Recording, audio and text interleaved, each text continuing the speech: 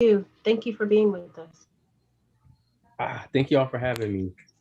Yes, indeed. Okay, so this is starting. The live stream is going. So, hold on a second.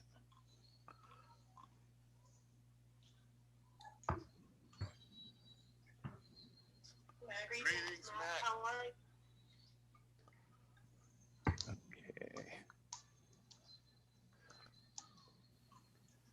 And then,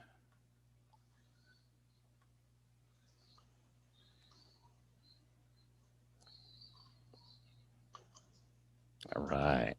Start in just a couple of minutes here. Hope everyone is well. Feeling good.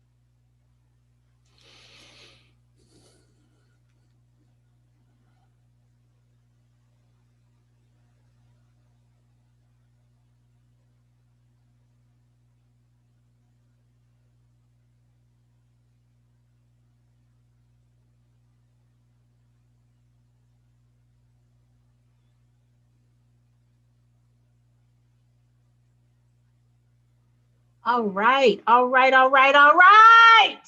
Good evening, everyone. Good day to you. Hello, greetings. Welcome all. This is our weekly seminar sponsored by the All African People's Revolutionary Party. We are doing things a little bit differently today.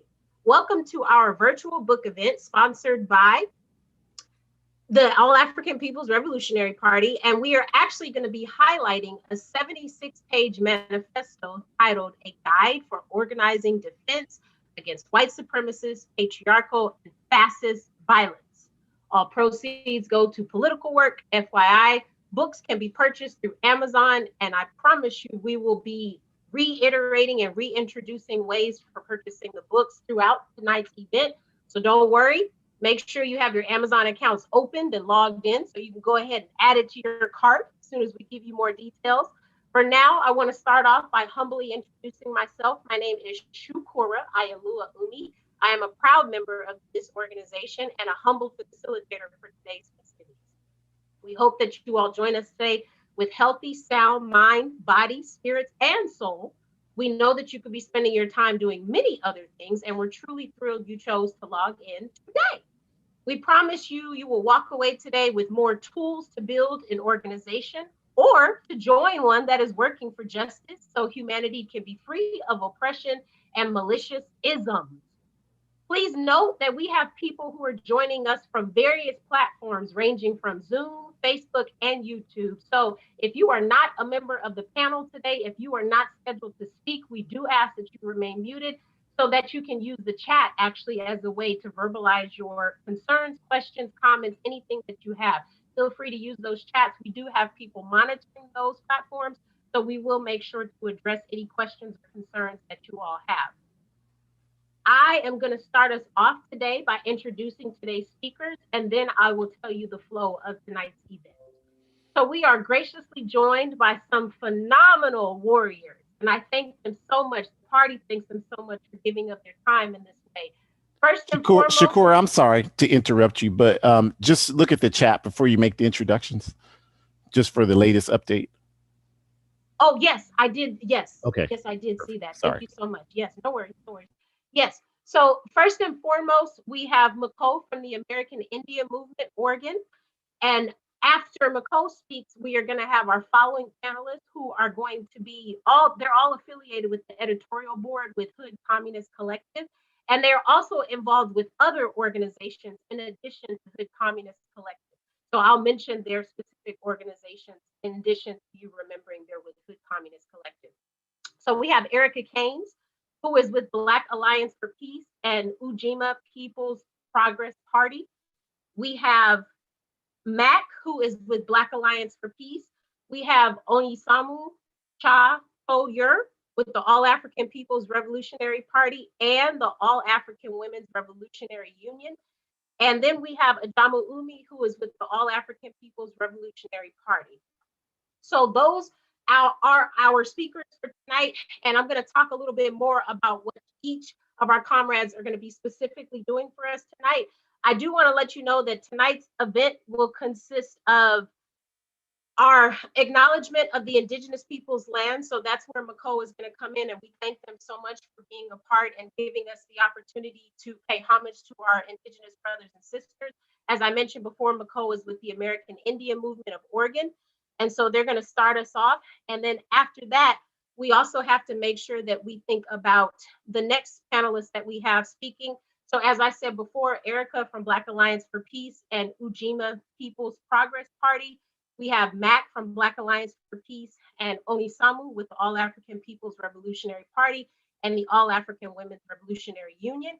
And after we have a chance to hear from those phenomenal folks, then we are going to have author Ajamu Umi with the All African People's Revolutionary Party, who will read a few pages from the manifesto. All right. That sounds like an amazing presentation. I'm so excited. I know you are too. You got to bring the energy tonight, folks. We need you to bring it because it's coming, okay? So that is going to be the flow of our event.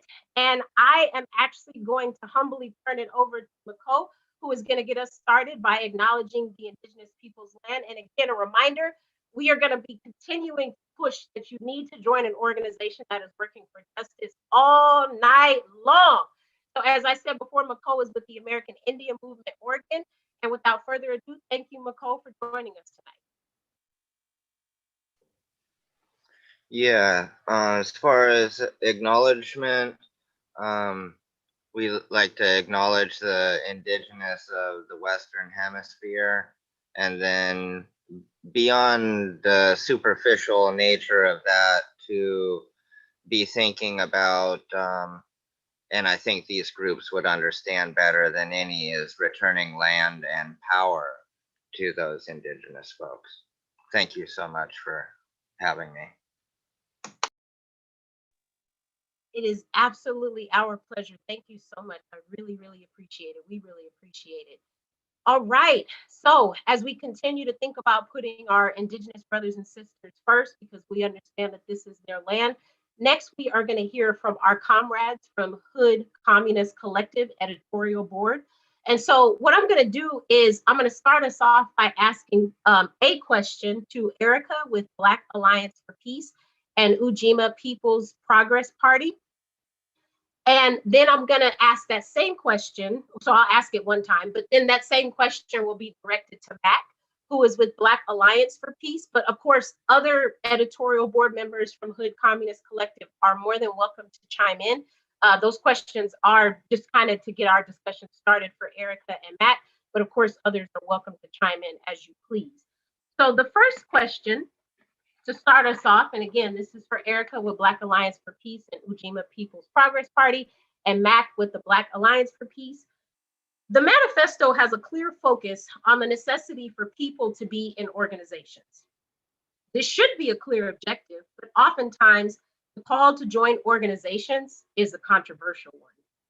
Explain why you believe joining organizations is important.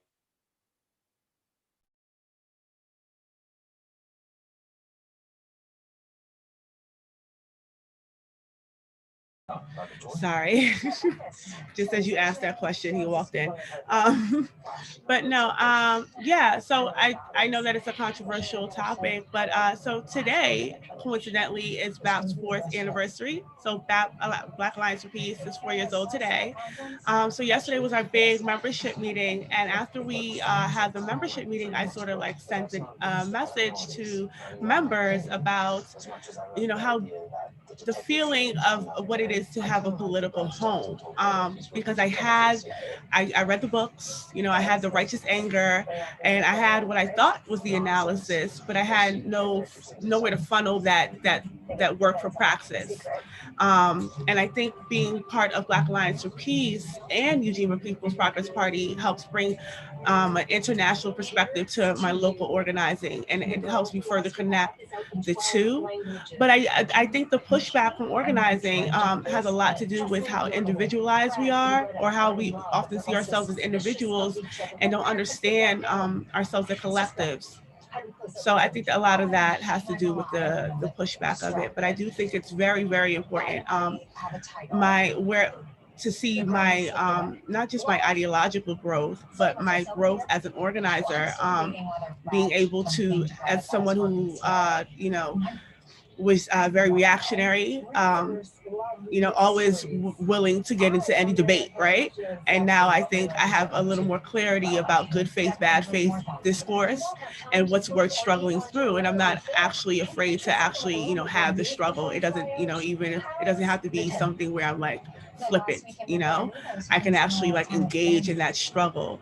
And I think that that's what the benefit of organizing has been, because we're not always going to agree, but we are in this collective together and we all have a common purpose. So is that disagreement supposed to just rupture the common purpose, or are we going to struggle through it in order to get to where we're trying to achieve?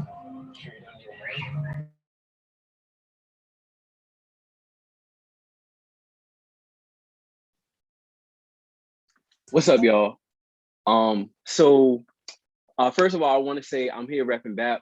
I'm also in repping my hometown org, Low Country Action Committee, because a lot of my basis for understanding organizing the right way is coming from the work that I'm doing with my people down here right now. I co-sign everything Erica just said, but I want to go back to that idea of like joining an organization being controversial. This is something that in Hood Communists we have come up against a lot. Like if you listen to anything that Erica and Onye have been on recently, like they've talked about like the nonstop like attacks just from telling people simply like join the organization.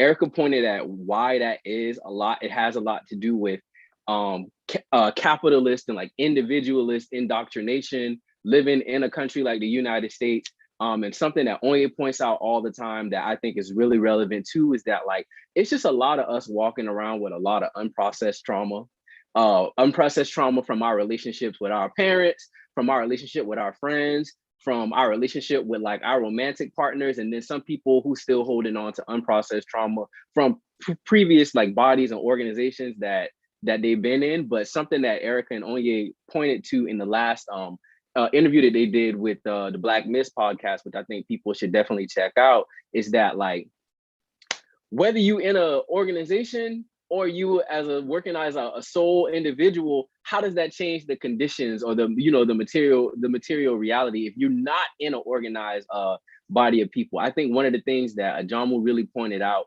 in the book that really helps making the case for organization is that a lot of people think about organizations as like, oh, I gotta join a body of people that's like 50 people and it's like rigid and strict. Like, no, there's emphasis on like 3 or more as laid out in the book. Like you get together with 2 other people and y'all start working toward a common goal. Y'all are an organization. Like you're an organization, you're a body moving toward like a common goal, right? And so done right, organizations, the benefit of joining organizations is that they create a base for accountability, a community of people for you to be accountable to. Like some of my people from Low Country Action Committee watching this right now, and if I say something on this stream today that's like out of pocket or just totally left field, not like they're gonna nail me to the cross or nothing like that, but I got people who can pull me in, reel me in, be like, Brother Mac, like let's talk about that. You know, what's going on there, and that's why we see so much of the controversy that's happening about like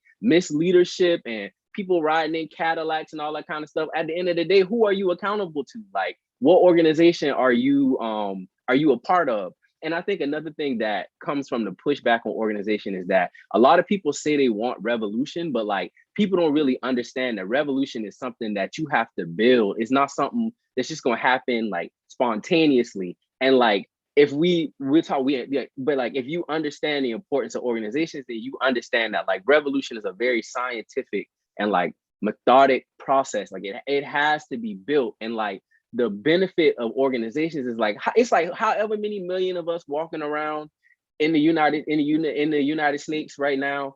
How do all of us pass a message to the next individual to even start to build something like that? That is what organizations are for. Organizations become coalitions, and then coalitions can become community movement building structures, and then community movement building structures can become like nation building projects. But like none of that is possible without highly organized bodies. So regardless of how individual people feel, you can call hood communists violent, you can call us like whatever you want to call us for saying join organization, but that is what we mean when we say join the organization.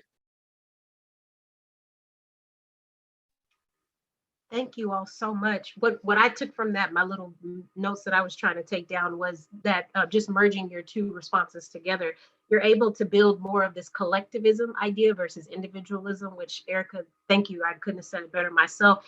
And then I also heard Erica say that it gives you clarity in terms of working through those uncomfortable spaces and conversations where you struggle and you give up, or do you struggle to work through because you ultimately have the same goal, which is deconstructing capitalism so that people aren't oppressed anymore. And then, Mac, I really appreciate you clarifying low country action. I added that into my notes, so I will address that next time when I give you the next question. So thank you for that. And I also heard you say, Mac, you know, there's this idea of what is it, the common goal? Why are you in the organization in the first place? It's because you're trying to change the condition for people around you. And so there is some accountability there, and I couldn't agree more with that myself. There's some struggles of accountability, but also this space where you're allowing yourself to grow and to be vulnerable. I think I can say that in spaces where you've actually built trust with other comrades, that you literally would let them watch your kids or let them walk your dog because you know that they're trying to build the same outcome that you are, which means you can tell them stuff where you might need to work through some of that trauma, which means opening up to them. So I thank you all so much. I really appreciate you answering that question. I'm going to keep us going right along. So the next question is going to be for Onisamu. And my question to you is, the manifesto has an intense focus on organizing communities against and independent of state structures and resources. Do you believe this type of independent approach is important and feasible? And if so, can you please tell us why? Thanks. Excuse me. Thanks so much. Yeah, I definitely think it's important, and I definitely think it's feasible. I actually think it's much more feasible than any approach that requires using like the capitalist system, particularly like the electoral system, or any kind of like appealing to the structures of power within capitalism for liberation. Like that is the approach that people tend to take. Like when you say like we need to organize block by block in our communities to defend ourselves, to meet our basic needs, people are like, that seems wild, even though it's been done before many, many, many times. But when that same person is like, we need to vote for Joe Biden and push him left, they think that's a viable plan. Meanwhile, Joe Biden's like, go to hell, I'm not going anywhere. So like I feel like the revolutionary approach is actually the much more pragmatic and feasible approach. And I feel like if you look at the history of the African liberation struggle, if you look at the history of how our people have fought back against colonialism, capitalism, and imperialism all over the world, you see in place after place after place, our people overcoming overwhelming odds using superior organization and a commitment to liberation. Like the Haitian Revolution is my favorite example to talk about, because the Haitian Revolution was enslaved and formerly enslaved African people who were drastically outgunned, who were drastically outnumbered, who through superior organization and the commitment to their liberation and the liberation of all African people in the Western Hemisphere defeated the British, the Spanish, and the French, like the three biggest empires that existed at the time. According to the people that say revolution is not feasible, that should not have been possible. But the Haitian Revolution is just one example where our people are able to use superior organization and, again, a commitment to liberation to defeat overwhelming odds. So I definitely feel like we can't, calling a revolution unfeasible is a cop-out. calling revolution unfeasible is just basically signaling that you are more invested in the way things are, no matter how violent it is, than you are in committing to overthrowing it and building something better. Thank you so much for that. I definitely loved how you said, if you're unsure, let's look at what's already happened. A lot of times our ancestors are paving the way for us and telling us that they've already done it. And thank you for giving that example of Haiti, because by anyone's definition, it's irrefutable that Haiti was able to overthrow them. So I thank you so much for that. I have another question for you after I ask the first set of panelists again, so I'll come back to you, but I'm looking forward to hearing from you again. All right, so next up, I'm going to go back and give this question again to Erica and to Matt. And so just a reminder, in case you forgot, again, pushing organizations, it's really important that we either start an organization or we join one that is working to help with the masses of people so that they are no longer oppressed and that capitalism is done and eradicated. So this question again is for Erica with Black Alliance for Peace and Ujima People's Progress Party, and Matt, who is with Black Alliance for Peace and Low Country Action. My question to you both is, okay, so my question to you this time is, the manifesto highlights the need to structure organizing work in neighborhoods around political education processes. Talk about why organized political education should lead organizing work, and explain how implementing such a process in neighborhoods is realistic. And I stumbled a little bit on that question, so if you need me to repeat it, I'd be more than happy to do so. Yeah, can you repeat it, please? I'm sorry. Sure, no worries. So the manifesto highlights the need to structure organizing work in neighborhoods around political education processes. Can you please talk about why organized political education should lead organized work, and explain how implementing such a process in neighborhoods is realistic? So there's two parts to that question. First, can you tell us why you think political education should lead organizing work? And then in your eyes, how do you see implementing such a process as having political education be the foundation? How do you see that being manifested into itself? If you take any neighborhood in the world and start there, how would you go about it? Well, I think to touch on what Onye said, right, about the historical relevancy, right, we could see that historically all revolutions started with some form of political education, some form of organized political education. I mean, there's not one revolution we can point to in Africa that did not start in that way. Before giving us a gun, they were, handed books and encouraged to re-Africanize themselves, encouraged to learn history, encouraged to study. And that was also the same process that occurred here in the U.S. Before they, as organized bodies, they have political education.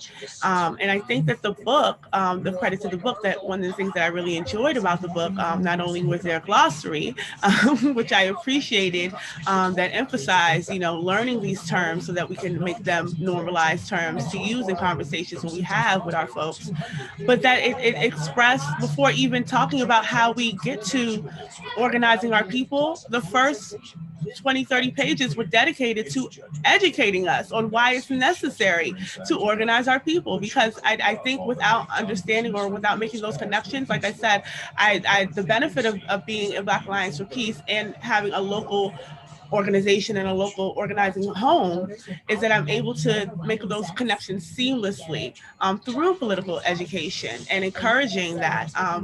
My Ujima has bi-weekly political educations political education sessions that we invite people to, and it's named after Fannie Lou Hamer, because we still are encouraging that sort of political push for Black power, but we understand that regardless of whatever direction that we take, it cannot be done without some form of being politically organized and being politically educated.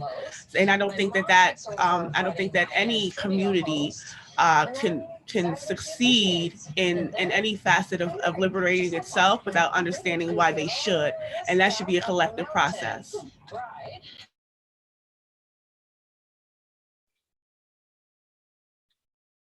Yes, Erica, yes. And so y'all bear with me, because this is something I feel like at Hood Communists we tend to get, again, real passionate about.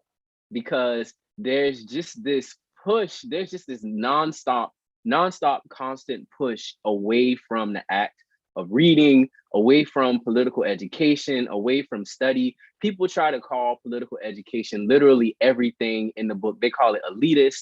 They attack people now and call people academics because you suggest that they should engage in political education.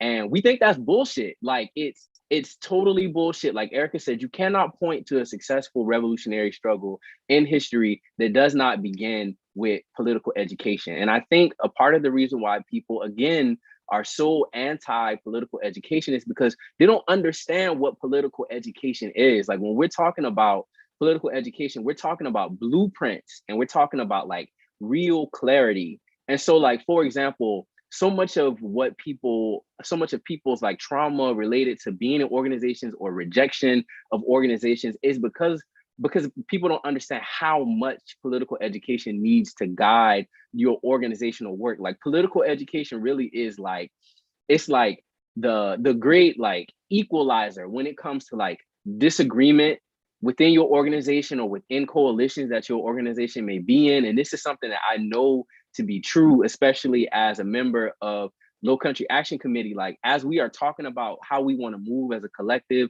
as we are working through disagreements in various coalitions that we might be a part of, when we get to a point where we feel like we're just spinning our wheels and like now we just at the point we just talking shit, it's like, let's go back to political education. Pull up all the sources that you can on the argument. Let's lay out all sides of the argument. Let's get some articles in here. Let's get some quotes in here. Let's get some videos in here. And like, let's actually educate ourselves before we just keep talking shit, right? Like, so that's like one part of it. I think that like also there's too many people walking around believing that we are all in 2021 about to create something for the first time. Going back to what Erica was saying about how this thing is like historic, like why wouldn't you study? African people have such a rich history of revolution wherever we've been displaced. Onya talked about Haiti. You can point to Cuba. You can point to all the revolutionary struggles on the continent of Africa from like the 60s through the 80s. Like why wouldn't we, like football teams study, they watch highlight reels, they study the past mistakes they made, they study their opponents. If you're preparing for revolution, why the fuck wouldn't you study for like all these things, right? And so like I think that if you look at like kind of two examples, one that only really kind of put on my radar when we talk about like how we continue to make mistakes in organizing spaces, we're still making mistakes about we're still having all these issues navigating gender and women and sexuality in our movements, asking these questions about like, what is the role of women in revolution? But like, if you just read about the revolutionary struggles in places like Guinea-Bissau, right? Like there's a blueprint there for like how women led and navigated revolution. We don't have to ask these dumbass questions. Like already been done. Like we be having all these conversations about like representation, like, oh, we getting like a Black vice president, we getting Black presidents, we getting Black faces in high places. Like Nkrumah lays out for us in like class struggle in Africa, like what neo-colonialism looks like, so that we wouldn't be falling into these same traps in 2021. But if you are discouraged from reading the revolutionary history and struggle of your people, of course you're not gonna like know these things. And so this lack of PE, I think, is going to keep us running, spinning our wheels and like making the same mistakes. But like we have to do it. Like we have to do it. And so not only there's just one problem with the setup. Erica, you was about to say something? Go ahead. I don't want to interrupt. Go ahead. Okay. So and when we're talking about like how to implement it, like political education can be implemented in your organization however best fit like the needs of your organization. And Low Country Action Committee, even in Hood Communists, we don't have any meetings that don't involve some aspect of political education. If there's a majority of us getting on the phone, whether that's like or Zoom or in person, whether that's at the beginning of the meeting or the end of the meeting, we're gonna talk about a quote, we're gonna talk about a video, we're gonna read something ahead of time. And that's a great time where, you know, another thing, people come at us and be like, well, everybody can't read. All right, well then during your political education, read out loud, like read it together. Like there's opportunities to get away or get around a lot of the bullshit that people are presenting as reasons or obstacles to effective political education. Just to take it back to the book a little bit. So I'm in Low Country Action Committee, but like I just moved back to my hometown. Like I'm staying in my parents' house, and something that I'm really focused on with my like childhood best friends is like building an organization from the ground here, like where we live. And this book was like a great guide in order to help us do that. And so when I say that like political, like there's ways to make political education work, like there are ways to make political education work. Like we came together, we're now in the phase of like developing our surveys for our community, getting ready to go out and like knock on doors to like take account of like what people need, what people want. But before that, we read like the first 3 chapters together. And like people be like, it's elitist, like everybody didn't go to college. Like we went to a high school in the 2nd Forest District in South Carolina.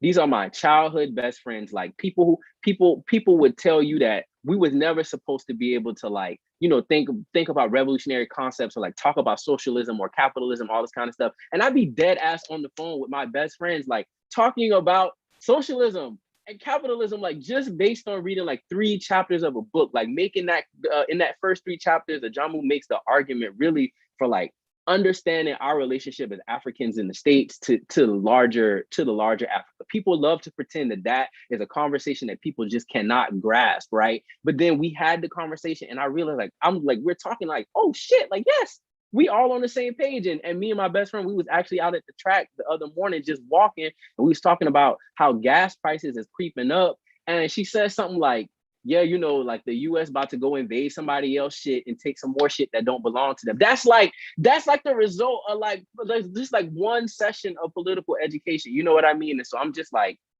we have to do it by any means necessary. We have to keep doing it. It's important. And in anything that we doing in our organizations with that's not being led by political education is bullshit. We just leading ourselves down some kind of like trail where we're either working hard for no reason or we're making up shit.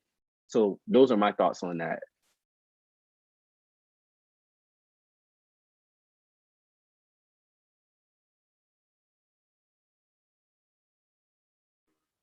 Mac, you made my mouse freeze up. You brought so much fire. My mouse froze up. I couldn't even unmute myself. Thank you so much, Erica. Thank you, Mac. I really, really appreciate your feedback. So just like a quick little summation of what I heard from both of you. So again, looking at the history, where have our ancestors taught us and where are we now? What is political education? I think it's first important for us to understand what that is, which means using that glossary in the back of the book. Thank you, Erica, for pointing that out, so that we can truly be on the same page how these terms are being defined, and then of course know how to use them in more conversations with people. And then I love, Mac, how you talked about how we need to look at what the data is saying. So if we're listing these articles, if we're looking at this evidence and it's irrefutable, so now we're on the same page. We all have read the same thing, so we can have discussions. If we have questions, we can talk about some of those questions. Well, I read it this way and interpreted it this way. There's different learning styles. Like from the beginning of time, Africans are aware that specifically African children learn differently because we are so creative in how we take in information. So I think creating these spaces where people can be vulnerable again to say, I really didn't understand that, or I read that this way and you're going this way. What does that even mean?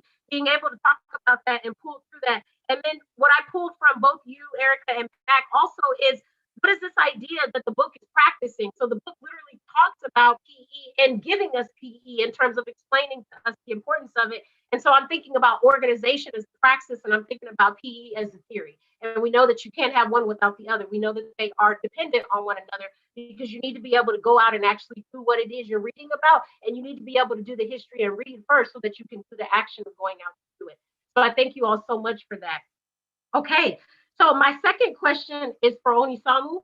And my question for you is, many folks may say that the concepts discussed in the manifesto are great in theory, but despite the tools provided within the manifesto, it's just going to be too hard to get people together in this type of organized fashion discussed in the booklet. Please speak to those who may have that concern. Well, I'm not going to say it's not hard because anytime you bring people together and like move collectively to achieve goals, you're going to have to deal with, you know, all the stuff that we bring with us into a space. We're going to have to deal with the larger conditions of the society under capitalism and colonialism. We're going to have to deal with conflict. Sometimes we're going to have to deal with harm and abuse.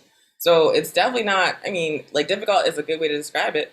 But then also, just like existing day to day under capitalism, struggling to work and survive, getting harassed at work with no recourse because you're not unionized, just like existing in an African body under capitalism is also very difficult. But at least in the context of revolutionary organization, at least in the context of working collectively with other people to change conditions, you actually have the power to make things less difficult. If you commit to struggling with other people to make things better and to get to higher and higher levels of understanding, if you commit to doing like the systematic ground level work of building something for your community, of building something for your people, it is absolutely going to be difficult, but it's also going to be incredibly rewarding. And it's also going to show you that revolution is possible, because we talk a lot about how people are very skeptical of the concept of organization or being organizations. People are very skeptical of the necessity for political education. And the reason for that is because we live in an individualist society that teaches us that we can only affect our own immediate bubble, that is like every man for himself. But what being in an organization shows you, what undergoing that process of systematic political education shows you, is that once people are unified and organized and moving in the same direction, there is very little we cannot achieve. Once the people decide that they are going to be free and that's just how it is, there are very few forces that can stop that people. The problem that the masses of African people are facing right now is not that we are outgunned, as Malcolm X said. The problem is that we are out-organized. The problem is that we are facing a system that is organized from top to bottom to oppress us and confuse us, and we don't yet have an organized way to resist that system. But once we do, and we have that all across the world, across the entire African continent diaspora, once we are organized for liberation, there is no force on this planet that will be able to stop us from getting our liberation. I think that we could wrap it up right there, because I'm feeling empowered and I'm feeling ready to take it on. Thank you so much. I really appreciate your response, Onisamu. Okay, so I just want to thank all of our panelists once again. I really wish we could just continue this for the rest of this evening, because there's some really important work that's going on. But if you came in late, or maybe you missed some of the first opening questions, I just want to reiterate to you that all of our panelists, so again, in case you missed their names or organizations, I'm so thankful. The party is thankful to have Erica from Black Alliance for Peace and Ujima People's Progress Party. Thank you to Matt from Black Alliance for Peace and Low Country Action. Thank you to Onisamu from the All African People's Revolutionary Party and the All African Women's Revolutionary Union. Thank you all so much. Best panel I've ever attended, ever in my life. And this is a millennial speaking, so that says a lot. I just really appreciate you all taking the time out to come through and to bring the fire and the rain tonight. I thank y'all so much. I really, really am feeling like my heart is boiling. My heart is boiling with good vibes. So I'm not sure I'm hearing somebody that's off mute. Did I cut a panelist off? I'm sorry. No, I was saying thank you. Thank you for having. Of course, Erica. Thank you so much. Thank you so much. So now we're going to shift gears a little bit, you all. I'm very excited to just remind you that this is why it's so important to join an organization that's working for justice. So when you join an organization that's working for justice, you want to make sure that you're incorporating some political education, because as our panelists have clearly explained to us, a lot of times when you have that PE component, you're able to think about some of these other, thank you, Erica, safe travels, thank you. You're able to think about some of these other situations where our ancestors have already paved the way for us. And then that allows you, of course, to work through struggle. You're going to have disagreements, but that's okay. It is going to be challenging. Onisamu already engaged with us and told us that. So we already know there's going to be difficulties, but without struggle, there's no progress, A. And then beyond that, as Onisamu also pointed out, just existing in capitalism, period, however you identify, is a challenge within itself, especially if you are oppressed. So we already are struggling anyway, so you might as well engage with other people who are struggling, so that you can have more hands on deck, because the more hands you have on deck, the more you're able to organize, because we know that things actually change when we have multiple masses of people coming together who have the same common goal, as I said before, of deconstructing the isms that are malicious in terms of bringing people down, especially poor oppressed people. So with that, we're actually going to shift gears. I'm really, really excited. We now have a special, unique opportunity. So for those that are getting ready to eat dinner, I'm going to give you a little appetizer first, okay? And you're now going to have a chance to hear from Brother Adamu with the All African People's Revolutionary Party. He is actually going to read Apart from a guide for organizing defense against white supremacist, patriarchal, and fascist violence. So if you have not already purchased the book from Amazon, which I strongly suggest you do, he is actually going to read for you and actually give you a taste, an appetizer, if you will, of the book. All right. And as I said, we're going to be talking more about how to access that book, but it is available on Amazon. And it's only $5 for the Kindle version and $8 for a hardback. So definitely within a reasonable price range. I went on to say that I actually researched how much an average burrito from Chipotle costs. And so the Kindle version is much cheaper than an average burrito from Chipotle. And by the time you get a drink and pay taxes, the hard copy version, oh, Marcus got his copy. Marcus got their copy. So by the time you get your drink and your taxes at Chipotle, you spent more on that meal than you would on a hard copy book. So go ahead and go out and purchase that. Mine are en route. I have not received my copies yet. That's okay. Thank you, Mark, for showing us the cover. All right, so Brother Ajamu, I'm going to give you the floor.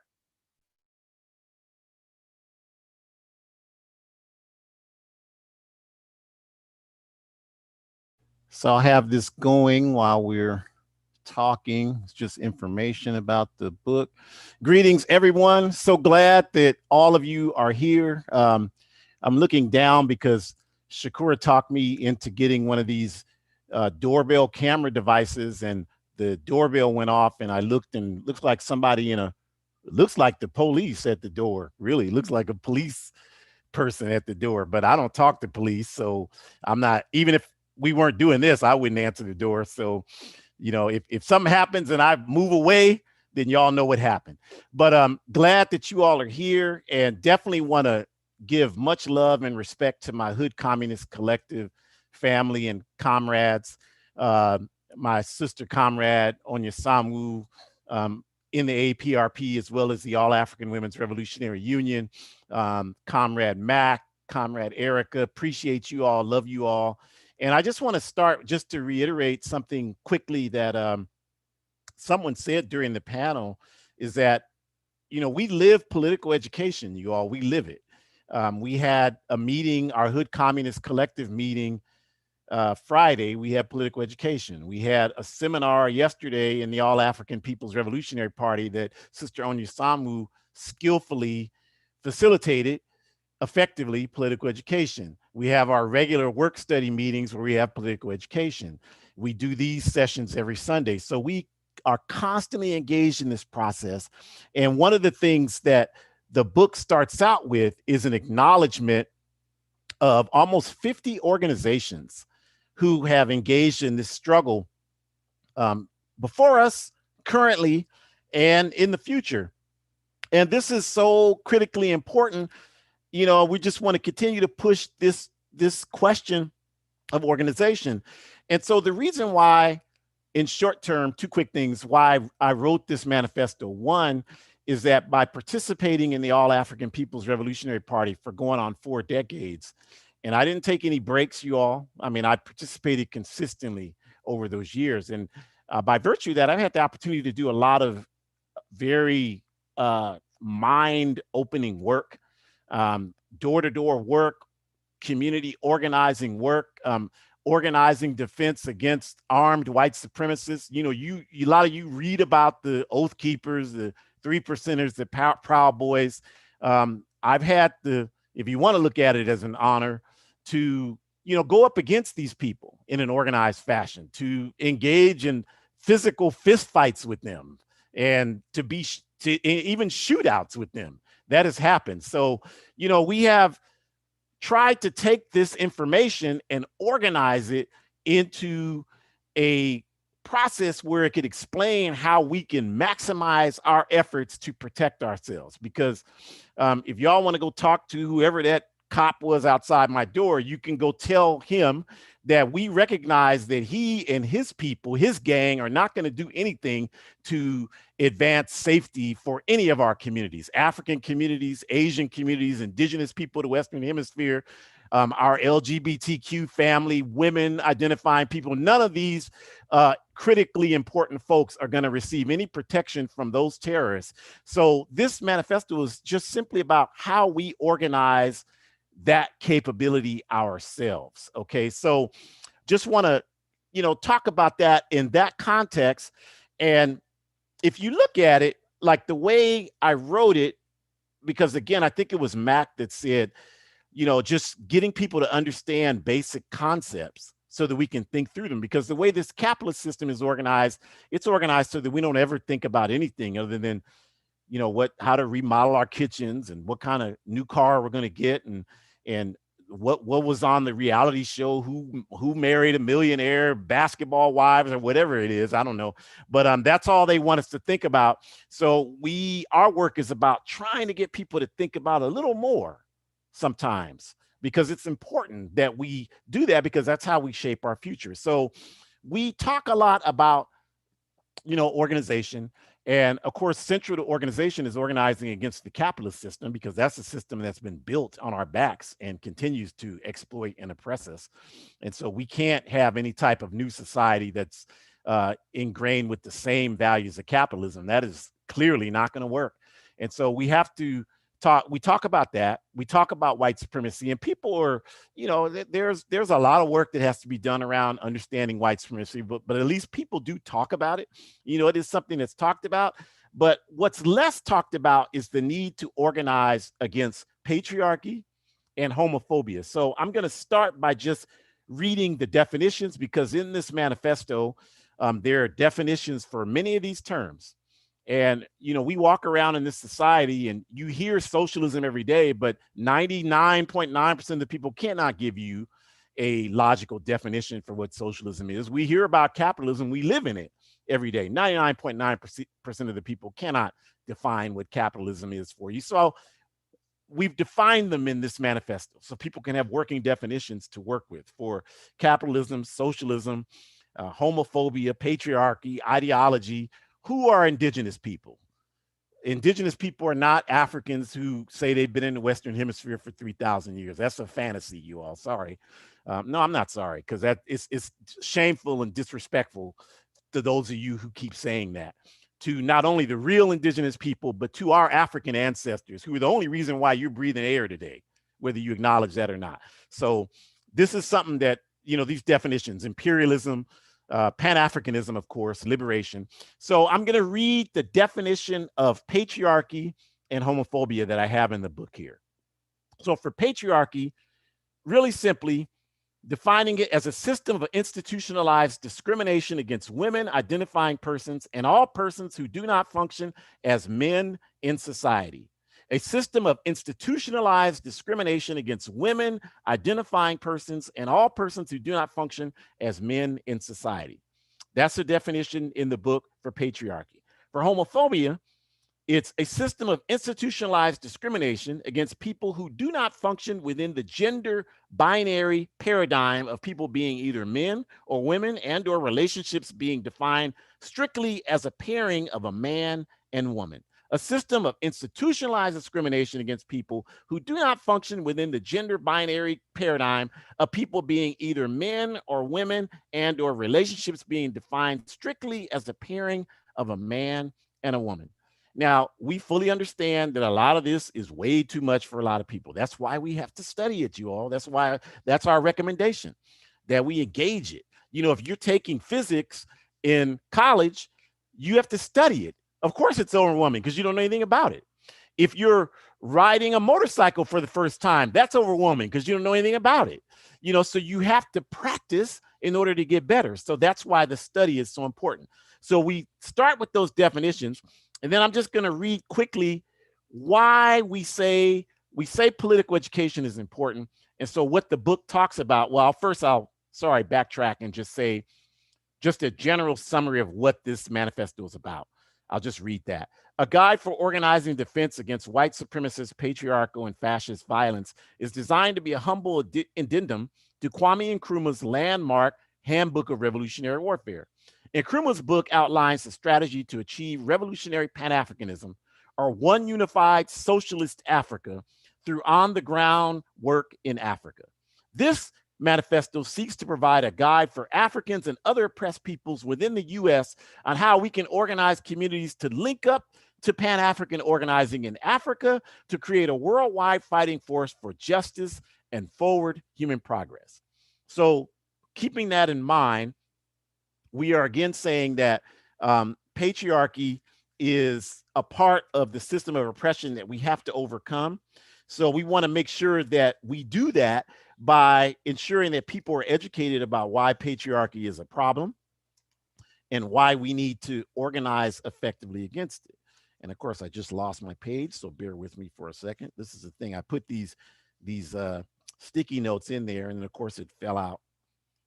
So give me just a second, and then I will read the section we have here on why organizing your political education program in your organizing work should always be anti-patriarchal. Why anti-patriarchal? This is a question that raises much struggle among African people today. Contrary to what many people believe, patriarchy predates colonialism and capitalism. Patriarchy as an institution has been in Africa for thousands of years. As a result, many patriarchal institutions in Africa are often mistaken as African cultural components. Polygamy is an example here. Secretary's definitive work entitled The History of Class Struggle illustrates how patriarchy as an institution developed in Africa due to the evolution from communalism to slavery to feudalism. Since agriculture during this period in history was the dominant industry on earth, women were seen as production units due to their ability to produce children who would grow to be agricultural workers. A child-producing human can have only a maximum of a few children at once, whereas a man can produce as many children as he has partners capable of bearing children. Consequently, the institution of polygamy was solidified in Africa, and the evidence is overwhelming, indicating the stress and pressure this institution of polygamy takes on African women. But the proponents of this practice will never attempt to entertain this reality. Despite the constant efforts by primarily, but not exclusively, men to justify patriarchy, what is irrefutable is that the voices who should without question be the guiding sources on the issue are most often ignored.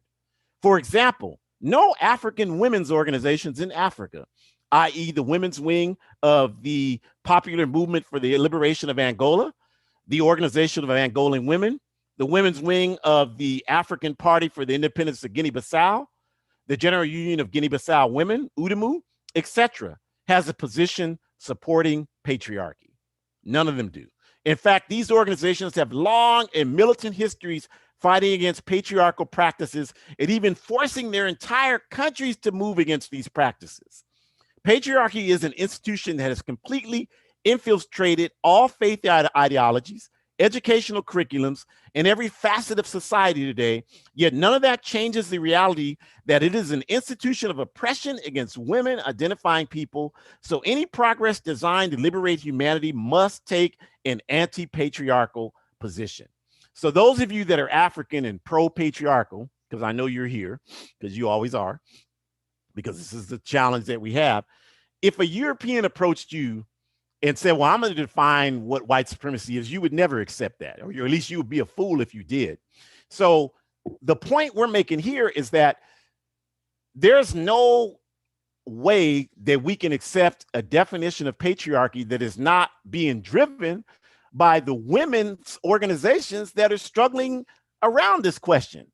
And I don't ever hear any pro-patriarchal people say, well, I've studied the UDEMU. I know their position. I know the OMA's position. I know the Pan-African Women's Organization of Azania's position. I know all of those positions are All African Women's Revolutionary Union, AWRU, and the All African People's Revolutionary Party. I know I study all those positions, but here's why they should support patriarchy. No one ever, because people don't study it. So the analysis we have is sorely lacking. So that's why political education around that issue is critical. Why anti-homophobic political education focus in your community defense work? Why is that important? This question is related to the patriarchal one because homophobia evolves out of patriarchal beliefs and practices. Without question, most of the homophobic talking points expressed by Africans everywhere on earth today are textbook prepared and provided to us by unquestionable enemies of African humanity. Organizations like Samaritan Power, a right-wing evangelical organization with a multi-million-dollar annual budget led by Franklin Graham, that white supremacist, quote-unquote, evangelist son of white supremacist, quote-unquote, evangelist Billy Graham, is the force behind much of the homophobia being projected throughout Africa today and in African communities in the US and other parts of the diaspora. The strange part about all of this is the proponents of this backward thinking preach African unity, but apparently don't have the political sophistication to recognize any unity based on excluding any element of your people is a false unity doomed to failure. Clearly, the moment we accept any isolation of any of our people is the moment we open the door to any wedge between our unity. We either believe in unity or we do not. For those of us who genuinely believe in unity, we understand that unity by definition means we learn to accept those among us who may be different for the larger objective of liberation for the masses of African people. Today, there are ample sources of sophisticated political education that destroys the misinformation that the LGBTQ community is foreign to African culture. Whether people want to acknowledge it or not, qualified research confirms that LGBTQ people have, sorry, I'm allergic to capitalism, have been around in Africa for thousands of years. In fact, there are African languages that do not even have words like he or she. The long-held argument that animals have no LGBTQ tendencies has long ago been discredited. The only thing left is political education around this history and the need for real, genuine unity among the African masses, no matter where we are from, where we live, what language we speak, what religion we practice or don't practice, or whether we are men, women, or non-binary. Bringing people together is always going to be a challenge, but the benefits will always outweigh the arguments for staying disunified. This is why a strong, uncompromising, anti-homophobic position is essential.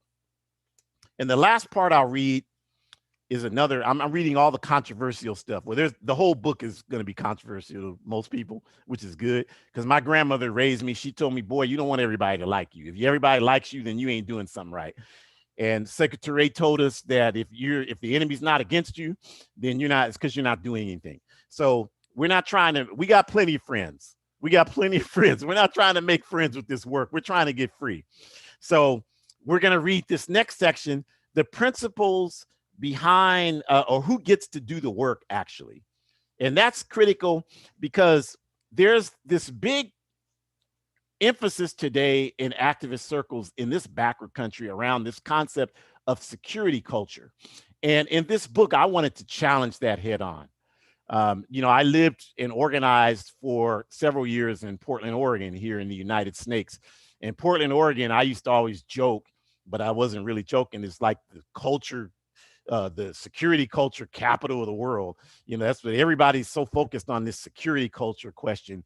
And so I would always challenge it. And I always have these arguments with people. So I went, and in my organizing work, I haven't seen where any of that type of stuff is essential or effective or even necessary in terms of building strong community and organizing methodologies. Like we don't utilize that in Africa, and we're building strong Pan-Africanist components in Africa. So I wanted to write about it. So here that is. Who gets to do the work? A common practice in today's activist circles throughout the US is this well-intentioned but misdirected practice of security culture, quote unquote. In these environments, extensive focus is placed on ensuring people don't bring cell phones into meetings, and that people who are invited to meetings to do the work are required to pass some sort of quote unquote test to demonstrate that they are worthy of the trust of the existing participants. The purpose of these practices is understood, but no one engaging in these practices can demonstrate how doing these things has made their process any safer. None of these groups have found the magic wand to eliminate sexual assault in movement work, snitching to the police, abuse towards members of the community, etc., by doing any of these things. The reason these practices haven't effectively eliminated these dysfunctions is because the dysfunctions exist because of the backward ideology and practices of the capitalist system. This is a system built and maintained on the brutal and barbaric treatment of human beings on a larger mass scale than at any time in human history. As a result of this institutionalization of dehumanizing human beings as a profit motive, money is more important than people in capitalism. People are socialized to see people as a means to an end and not an end in and of themselves. Consequently, once people are dehumanized, it becomes easy to behave in anti-human ways towards other humans. Any security measure that do nothing to address this fundamental contradiction of human value will never address these issues. At best, we are doing things to make us feel that we are addressing the contradictions, but in truth, we are not. The only way these contradictions can and will be addressed is by focusing in on strengthening the political education process. It's this process with a strong social revolution and criticism, self-criticism component that is designed to encourage people to participate, become vulnerable about our weaknesses and the things we must change about ourselves and each other. This is the process that creates principled revolutionary organizers, not the practices of isolating and improvising some elitist process to make people pass bourgeoisie-inspired tests to prove their value. This is especially true since supporters of this practice cannot elaborate on how their rituals have decreased police infiltration, inter-organization friction and dysfunction, and the challenges of building collective power. These practices do nothing to contribute towards any of those objectives because these problems exist because of the inhumane foundation of the capitalist system that produces all of us. Until we focus our tactics on practices that address our humanity and dignity as human beings, the problems will continue to plague us. Mass political education, where thought is institutionalized, that people transcend profits, and our work must be promoted and underscored by, as Ernesto Che Guevara articulated, an undying love for humanity is the only true way to create an atmosphere of mutual respect, trust, and safety among us. For us as revolutionary Pan-Africanists, we employ the logic articulated by the Fifth Pan-African Congress in 1945. The solution for the African masses is mass organization. That means everybody, you all. That doesn't mean just who you deem acceptable. That means everybody. Mass organization. This means we are fighting to recruit every African into our Pan-African work, every single one. And we don't care if you don't think it's possible. We don't care what you think. We're going to do it. While you sitting there telling us we don't even speak that what we can't do language. That's your problem. You go to counseling and get that fixed. We don't believe that there's anything we cannot do, and we're going to do it. So this means we are fighting to recruit every African into our Pan-African work. This leaves absolutely no room for elitist practices that will never fit into any mass organizing efforts. All of the organizing mechanisms we have talked about in this manifesto. 1, mass organized political education. 2, criticism, self-criticism as a tool of addressing contradictions. 3, democratic centralism as a tool for democratic input and decision-making. All of these tools, if taken seriously and used consistently, will create the new and principled revolutionaries that Kwame Nkrumah talked about.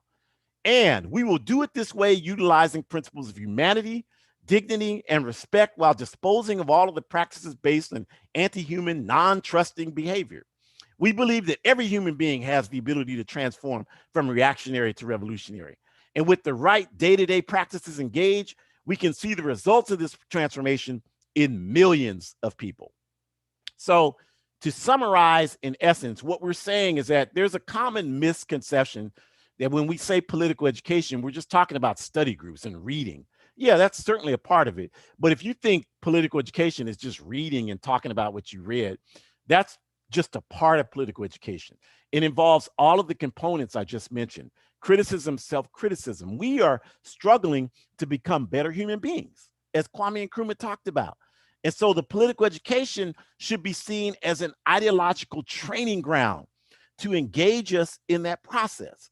Right? If you're a Christian or you know Christians and the Bible is the mechanism that guides Christian behavior, then you understand you don't just read the Bible just to read it and talk about it. You read the Bible because you're supposed to utilize the principles within it to guide your life. If you're a Muslim, then you know that you don't just read the Quran just to read it and talk about it. You read the Quran because the principles in it should guide your life as a Muslim. If you're Jewish, you don't just read the Torah just to read it and talk about it and be an expert at articulating what's in it, and you don't practice any of the principles in your daily life. You read it so that those principles within the Torah can guide your life. Well, we are revolutionaries. We're revolutionary Pan-Africanists. And so for us, political education is the methodology to change and guide our lives. And so if you want an example of that, you just witnessed it over the last hour. You just seen it. You have all of these younger activists on here clearly committed to doing this work. And I work with them, so I know they are, and doing work every day and receiving nothing in return except attacks and disrespect, and still continuing to do the work. You cannot do that without a strong political education process that guides your life, you all. That's the only way that happens. I'm on here right now. My daughter, my only child, is facilitating this session. I'm a member of the AAPRP. She's in the AAPRP. This is not an accident, you all. A lot of you all's kids won't even talk to you. You know, and you got to look at that. I'm not trying to throw shade. I'm just saying, like, this is because of constant political education and guiding our work. I've said this many times during the workshops we have every week, Shakur and I, that when her mom and I have been divorced for almost 30 years.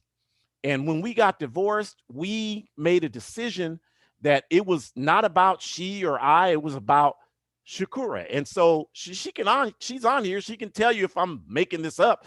We spent the last 30 plus years working together. As Onya Samu said, of course, it wasn't easy. No, nothing worthwhile is easy. That's our problem. We're always looking for the easy way. There's no easy way to get free, you all. So it was not easy doing that, but we did it, and the rewards are endless. But it was only possible because of the political education that we engaged in. I'm telling you that, and if you talk to her mom, she would tell you the same thing. And we talked. We had when was that, Shakur? We had a conference call 2 or 3 days ago. We do that all the time because of our focus on humanity and advancing humanity, not my individual egotistical, we broke up, so I'm gonna get you. No, we have to do the work so we can grow as human beings. And we're not perfect. I make at least 30,000 errors every day, probably 31,000 or more. But at least with this process, we move closer towards being able to facilitate the type of things we want to do with our lives so that we can be free. So at that, I'm going to stop running my mouth. And what we want to do is go in and look at comments and questions that people have. Shakura, if you can start with anything that's in the Zoom chat, and then I'm going to go into Facebook and we'll be able to share some of this. Sure. And before I start with the comments, I just want to thank you, and thank the party for creating this manifesto and for offering it to us. This is definitely a framework, a guidance, a Bible, an artery, if you will, that we all need so that conditions can be better for people everywhere who happen to be oppressed. So I just thank you so much for sharing some of those definitions with us and for taking the time out to read a little piece of the manifesto. So, starting from the chat for Zoom, I definitely see Mark. No doubt this is an awesome event led by awesome organizations and people, and I'm looking forward to. So, thank you, Mark, for joining us. Rebecca, thank you for joining us. Rebecca wanted to know the name of the podcast that Mac mentioned, and Onisamu was able to address that. So, if you missed that, the podcast is called the Black Myths Podcast. And then from there, I think someone was making a reference just in terms of the importance of political education, because Netfa said they used to call it brainwashing. Do they do that anymore? Then Rebecca wanted to know, where does one start with getting true decolonized history and current events regarding Africa? So I responded and gave the link abetterworld.me, and then Onisamu added on to that and said hoodcommunist.org was another resource, as well as blackagendareport.com, and of course AAPRP-intl.org. So those are all really great websites to help you get connected with decolonized information that is not tainted with lies. Jordan went on to say people learn through observation and participation. Thank you for that. I think people were really blown away with the panelists. So I see a lot of no doubt, big facts, no panelist group feedback from people.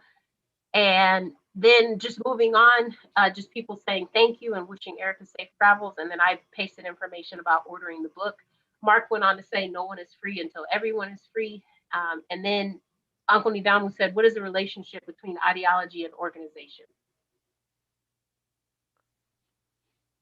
So yeah, so thank you, Shakura. And just on that last point from my comrade brother, we would argue that, and he certainly could answer that question, but we appreciate him asking it. But we certainly would argue that, as Kwame Nkrumah said, ideology is the driver, organization is the vehicle, and ideology is the direction and the driver.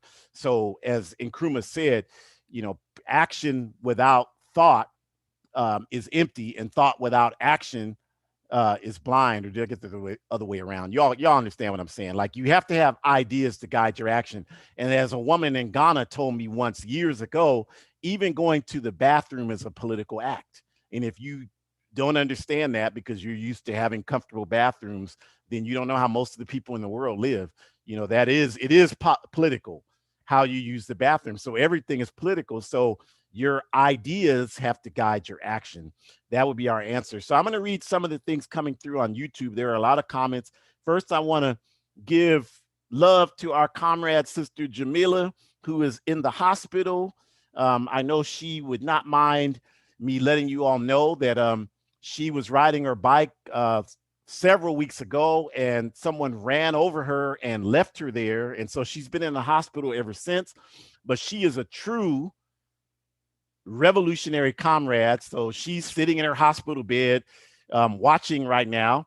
And we love you, our sister, you know that. And she wanted you all to know that political education happens under capitalism too, because everything is political. That is absolutely true. And then several people in the comments are talking about the book only being available on Amazon. And so I need to address that. No offense against you all, but I'm really tired of talking about this. But I understand, like, a lot of people just don't get it. They just don't understand. I know you mean well, but you just don't get it. So we're not trying to support Amazon either.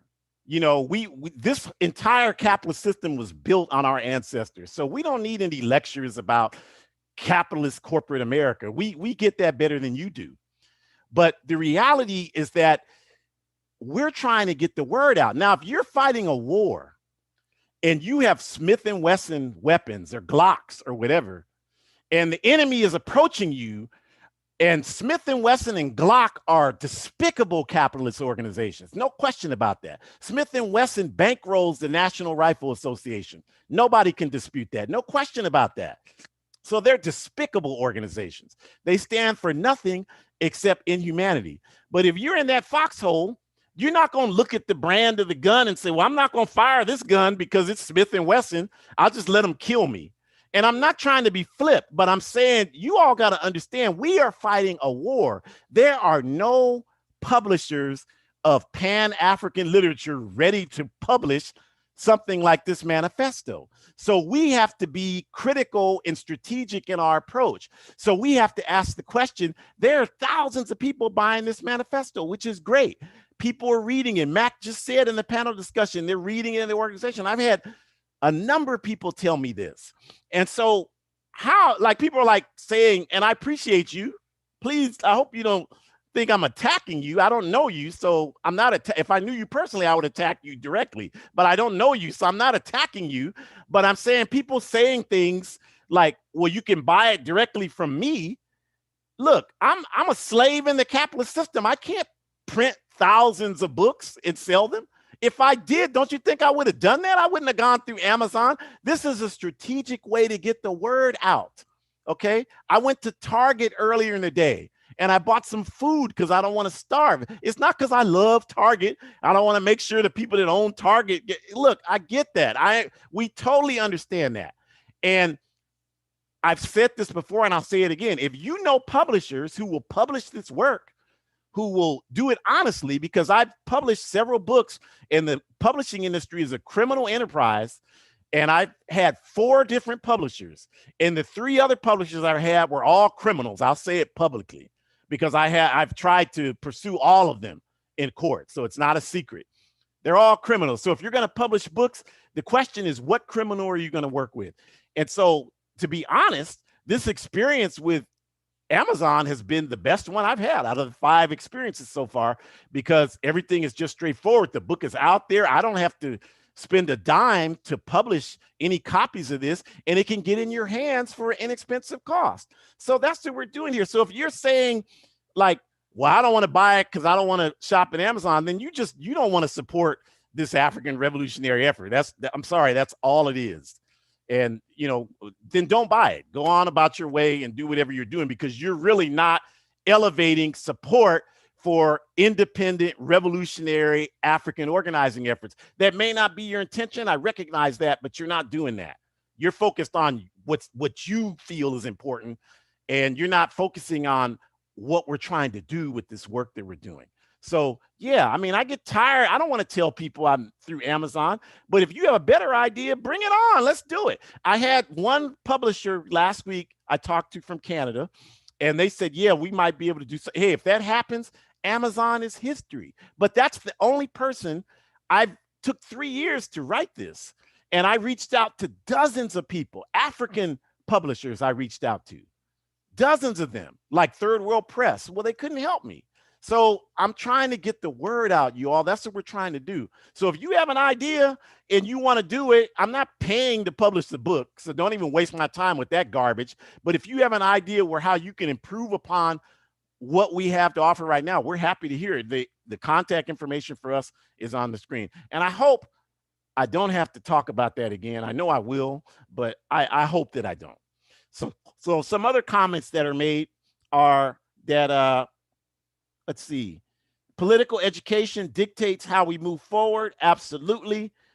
We've said that, and we agree with that 100%, that it's all about doing that. And then while the panel was going on, there were comments about U.S. out of colonized people's communities. And we would just say U.S. out of North America, out of everywhere. And then we talked about, some other folks talked about using the capitalist system to dismantle it. Well, I guess if that's true, that's what I'm doing with through Amazon. So I appreciate that. And then let's see, there's some other comments about, someone said U.S. out of the U.S. Yeah, absolutely. That's right. That's right. So we definitely appreciate you all making comments. We have a couple of minutes more for that before we close out. So if you have something you want to add, now would be the time to do it. Still checking some of this. So Go ahead. Oh, I'm sorry, Daddy. I do see some more comments. So Rebecca wanted to know what the definition of fascism is. Absolutely. Thank you. So I'm just going to read it because it's easier from what I had here, because there is a definition in the book. And so give me just a second so I can be consistent and read from that. And so when we say fascism, we're talking about a system of organized oppression, a state system, state-sponsored system of organized oppression against the masses of people, or what people call a police state.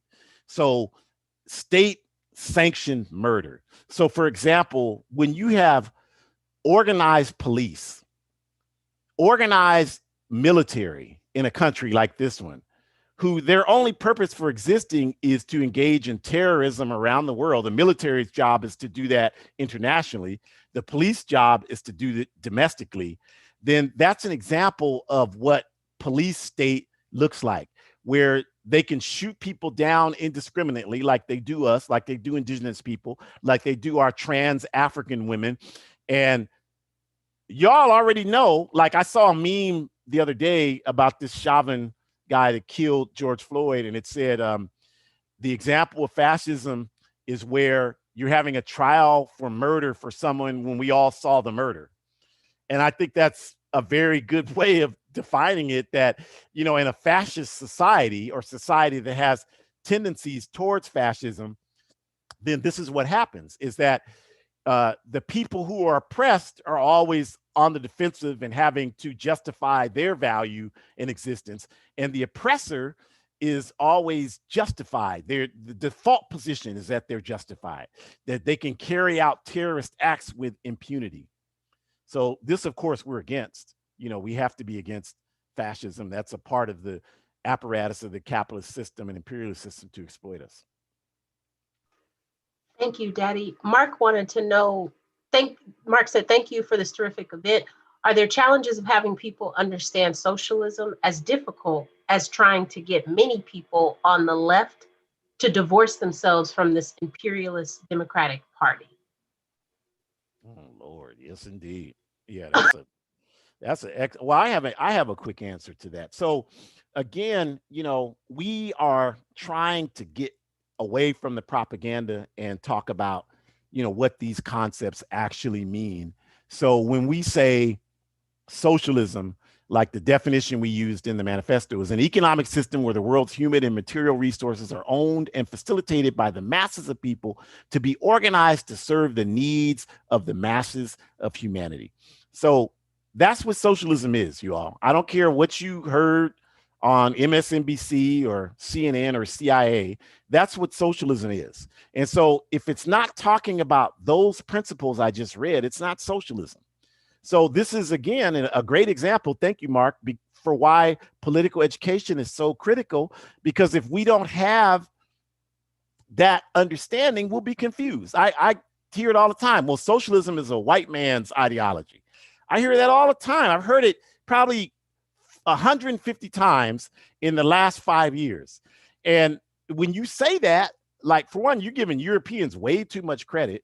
Like, we know the first documented writings about surplus labor and capital came from an African, Eden Khaldoun from Tunisia in the 12th century. So we're not going to say, like Kwame Ture talked about, like the principles that guide socialist development, the dialectical and historical materialist conflict between the masses of people and the capitalist class, that's universal, you all. That's not just something that happened with European people. That's happened is happening all over the world. So Karl Marx didn't create socialist theory. In fact, if you read Marx, he didn't even write that much about socialism.